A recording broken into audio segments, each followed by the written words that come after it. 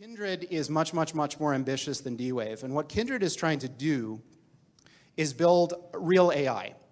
So what you've heard about AI is not what we mean by AI. What we mean by AI is a software system that can do literally anything that a human can do.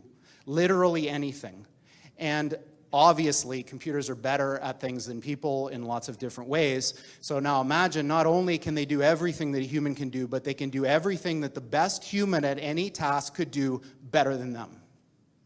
So imagine there was the mental Olympics of the 100-meter dash, and Usain Bolt is the fastest person. Now imagine that's some kind of a mental thing, like writing a novel or writing whatever. Imagine now that the thing is so much faster than Usain Bolt, like, for example, it's a spaceship, yeah? It's still doing the same thing, but it's doing it so much better because we're limited, because we're people.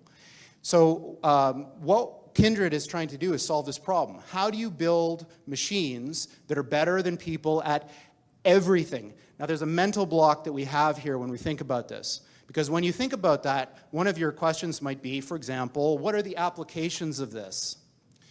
So imagine this. Imagine for $10, let's say, I could build a machine, like a little robot that had fingers and eyes and all that, and it could do your job better than you, no matter what it is, and I could sell that to your employer for, say, $15 and make a profit, instead of having to pay you $100,000 a year. Now imagine that was true for every single job. So that's what we're talking about here, is a complete and utter transformative change that of the likes of which has never been seen before in the history of humanity, making the Industrial Revolution look like a little tiny blip on the path that humans have taken from when we emerged from the ooze a few billion years ago. We are right on the verge of that transition now. So this guy, Rich Sutton, is one of the most famous people in the academic world of AI. And like many, when asked, when will this happen, he says things like this.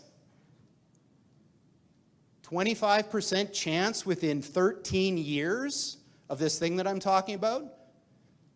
You know, when you think about what you read on the news, you know, CNN, BuzzFeed, whatever, they're all kind of the same nowadays. Think about how unimportant that thing is that you're reading if this is true. Yeah? So what does this have to do with aliens? So Sam Harris, who I quite admire, is a very interesting guy, was reciting this parable at a TED Talk that he was giving, and it goes something like this. So say I'm the President of the United States. So I received this message from the heavens. So my microwave dish, my SETI dish, finally captures something. And what it says is, in 50 years, or 13 years, we're coming to your planet. You gotta be ready. Now just imagine what would happen if that happened. A super intelligent alien race beamed down a message to all of us Earthlings saying, we're coming July 13th, 2030, and boy, you better be ready because the mothership is landing right on the front lawn of the White House or wherever you wanted to land on that day. The amount of resources that would be marshaled to try to figure out what to do would encompass the whole world. AI is just like that. So when this thing that I'm talking about happens, it's going to be exactly the thing that you're thinking about those super intelligent AIs. So the one thing I can tell you is they're not going to be like us. So alien means, you know, different. These things that we're building are not going to be people. They might be really smart, they might be really good at all sorts of different things, but they're not going to be like us. They're going to be aliens.